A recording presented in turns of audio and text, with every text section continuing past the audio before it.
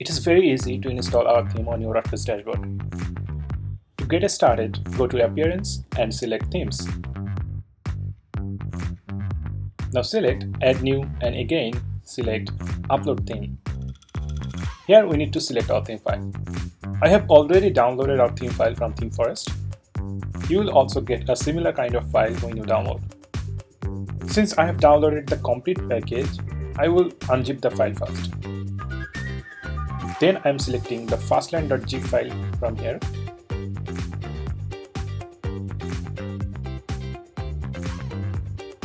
Now click on the Install Now button.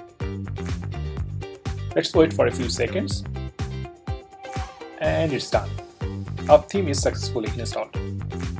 But to complete the process, we need to install and activate all the required plugins. To install the plugins, I'm clicking here. Instead of selecting all the plugins one by one, I'm clicking here to select all at a time. Click here and select Install and hit Apply. Now it is installing all the required plugins.